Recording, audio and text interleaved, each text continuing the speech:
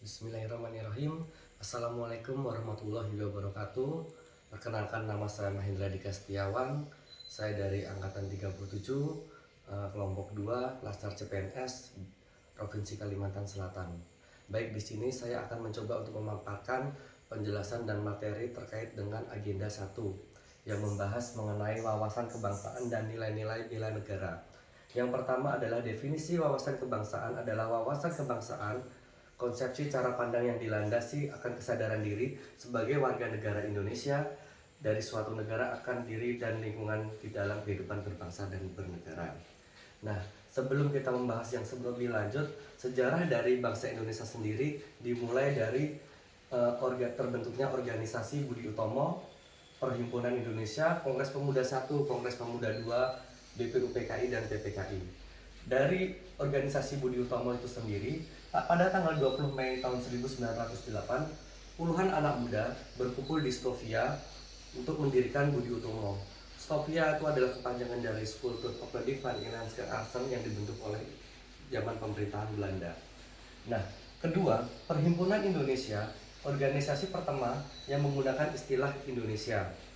Dan pada tanggal 30 April tahun 1926 di Jakarta terjadi atau terbentuknya kerapatan besar atau berkumpulnya para pemuda yang waktu itu disebut oleh Kongres Pemuda 1 yang diikuti pemuda-pemuda yang ada di Indonesia dengan sebutan Jong Javanis, Jong Sumatranis, Jong Borneo, dan Jong Ambonis. Dan masih banyak Jong-Jong yang pemuda lainnya yang waktu itu berkumpul di Jakarta untuk merealisasikan Kongres Pemuda 1. Pada tanggal 1 April Maret tahun 1945, Legend Kim Kumakichi Harada, pimpinan pemerintah Jepang di Jawa, melakukan pembentukan atau membentuk suatu organisasi yaitu BPU PKI atau Badan Penyelenggara untuk Persiapan Kemerdekaan Indonesia. Dan pada tanggal 27 sampai 28 Oktober tahun 1928, Kongres Pemuda 2 terselenggara atau dilaksanakan. Dan pada tahun 7 Agustus tahun 1995, Panitia Persiapan Kemerdekaan Indonesia atau kita sebut PPKI terselenggara dan atau terbentuk.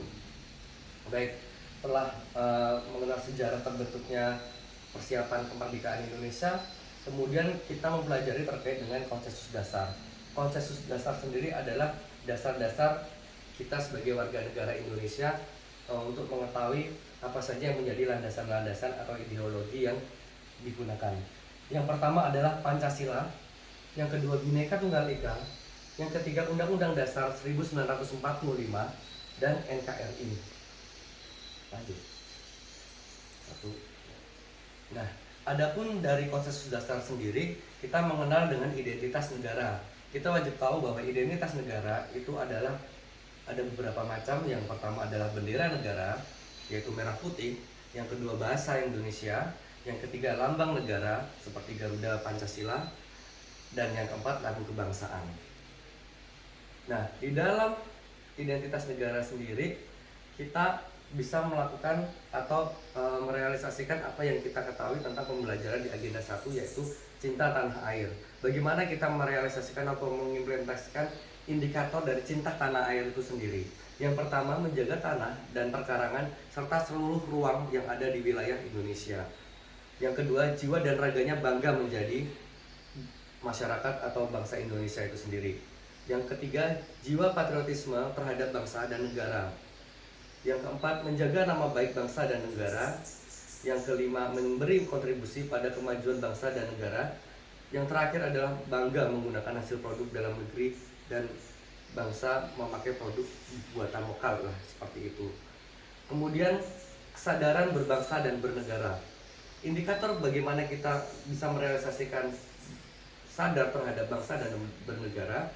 Yang pertama, kita harus berpartisipasi aktif dalam organisasi kemasyarakatan, profesi maupun politik.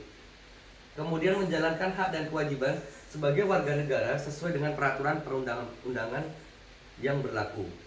Yang ketiga, ikut serta dalam pemilihan umum. Yang keempat, berpikir, bersikap dan berbuat yang terbaik untuk atau bagi bangsa dan negara. Yang terakhir, berpartisipasi menjaga kedaulatan bangsa dan negara. Jadi kita akan dituntut untuk merealisasikan cinta tanah air seperti tadi yang sudah saya jelaskan, dan kesadaran berbangsa dan bernegara.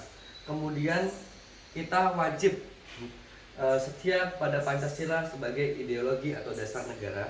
Yang pertama, kita harus paham terhadap nilai-nilai dalam Pancasila, mengamalkan nilai-nilai Pancasila dalam kehidupan sehari-hari, menjadikan Pancasila sebagai pemersatu bangsa dan negara, dan senantiasa mengembangkan nilai-nilai Pancasila, serta yakin dan percaya bahwa Pancasila sebagai dasar negara.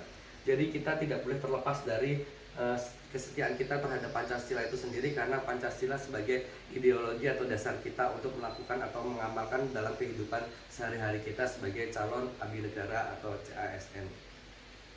Kemudian rela berkorban untuk bangsa dan negara. Yang pertama, bagaimana kita bisa rela berkorban untuk bangsa dan negara? Itu bersedia mengorbankan waktu, tenaga, dan pikirannya untuk kemajuan bangsa dan negara. Yang kedua, siap membela bangsa dan negara dari berbagai ancaman, seperti ancaman perang, seperti ancaman-ancaman yang nantinya bisa menjadikan negara kita terserang oleh ancaman global, politik, dan lain sebagainya, serta pun bisnis. Yang ketiga, berpartisipasi aktif dalam pembangunan masyarakat, bangsa, dan negara, gemar membantu sesama warga negara yang mengalami kesulitan, dan yakin dan percaya bahwa pengorbanan untuk bangsa dan negara itu tidak akan sia-sia. Dan yang terakhir, yaitu adalah kemampuan awal bela negara. Bagaimana kita mempersiapkan untuk membela negara itu? Awal atau dasarnya adalah yang pertama, memiliki kecerdasan emosional dan spiritual serta intelijensia. Yang kedua, senantiasa memelihara jiwa dan raga. Ketiga, senantiasa bersyukur dan berdoa atas kenikmatan yang Tuhan Maha Esa berikan kepada kita semua. Yang keempat, gemar berolahraga. Yang kelima, senantiasa menjaga kesehatan. Dari proses kemampuan awal bela negara ini senantiasa kita bisa lakukan untuk mempersiapkan terjadinya ancaman-ancaman di kemudian hari. Kemudian setelah dari penjelasan saya ini, yang terakhir adalah bagaimana kita mengimplementasikan tentang bela negara itu sendiri gitu. Yang pertama, kita bisa menjalankan tugas secara profesional. Yang kedua, kita bisa memberikan layanan yang jujur, cepat, tanggap, tepat, dan akurat. Yang ketiga, menghargai komunikasi. Nah, itu adalah dasar yang bisa kita implementasikan ketika kita juga menjadi aparatur sipil negara di kemudian hari.